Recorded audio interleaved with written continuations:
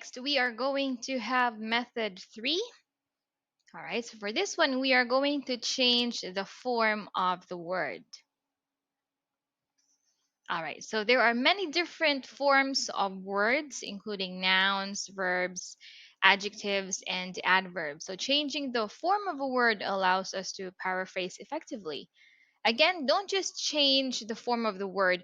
You also need to check the changes are grammatically correct or if they are in a grammatical sense. So that's also very needed. You might need to change the word around it to make the sentence error free. So, example. Let's have some example sentences. All right, so our question: longer lifespans and improvements in the health of older people suggest that people over the age of 65 can continue to live full and active lives.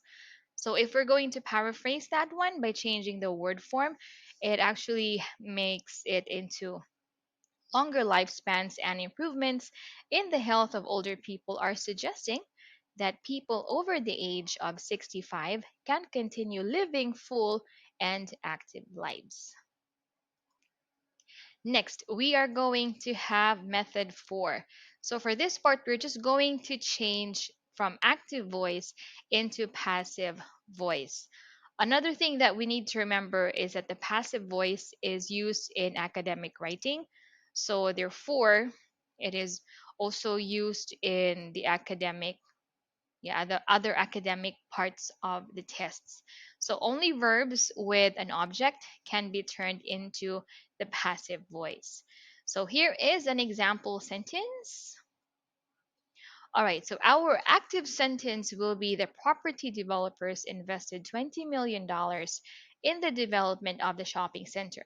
If you're going to change that into a passive sentence, it will become $20 million was invested in the development of shopping centers.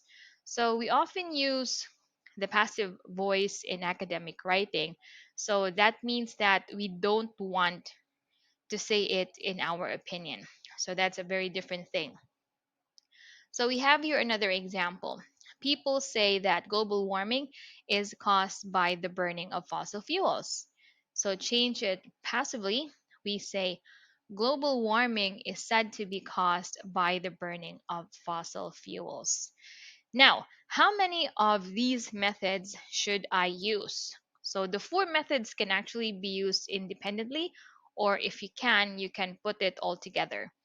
So most of the time, I advise my students to try and change the grammar, so the word order or the word form also. And then you can also use synonyms.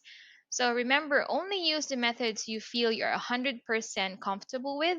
And you have to make sure, again, that your work is always error free. So just remember that paraphrasing uh, is a method that will be very helpful in the IELTS, especially if you continue to practice using them. So find some example writing questions and then try to paraphrase them using these methods. You can use the methods individually and then you can combine them. So try to see which one works for you. And if you practice enough, so you will be able to see the patterns in the questions.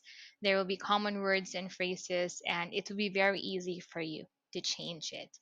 So there you go. Hopefully, these are very helpful tips. So thank you so much, and I'll see you next time.